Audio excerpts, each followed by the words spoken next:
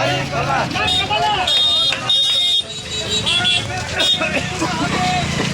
নির্বাচনে আমাদের জামাত ইসলামের প্রার্থী হয়েছেন অধ্যাপক মোহাম্মদ রমজান আলী স্যার। আপনাদেরকে উদাত্ত আহ্বান রাখবো, এই ফেব্রুয়ারি মাসে আমাদের প্রার্থীকে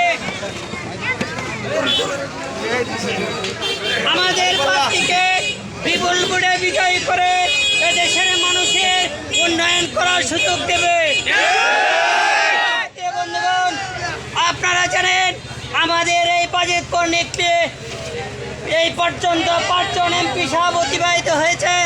তারা যে কার্যকলাপ করেছেন তার থেকে অধিক কার্যকলাপ করে আমাদের এই এলাকাকে উন্নয়নের ছোঁয়া করে দেবেন আমাদের এই প্রার্থী অধ্যাপক মোহাম্মদ রমজান আলী স্যার।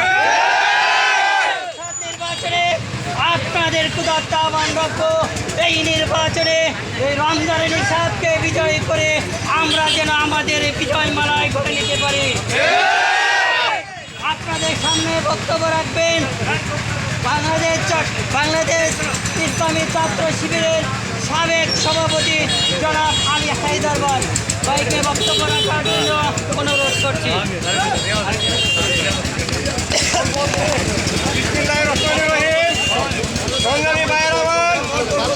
আপনারা জানেন 2024 সালের গণঅভ্যুত্থানের পর এই বাংলাদেশে যে একটি গণতান্ত্রিক পরিবেশ তৈরি হয়েছে,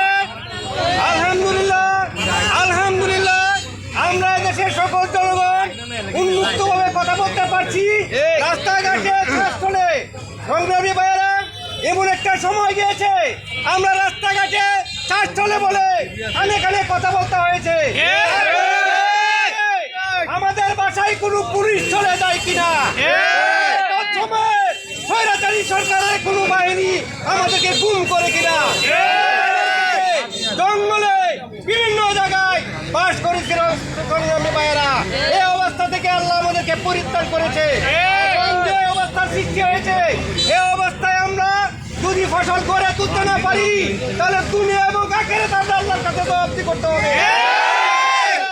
আজকে এই দেশে সকল ইসলামী দল একত্রিত হয়েছে দাঁড়িপাল্লার পক্ষে, এদেশের ইসলামী মূল্যবোধের পক্ষে দলকে ক্ষমতা নেওয়ার জন্য।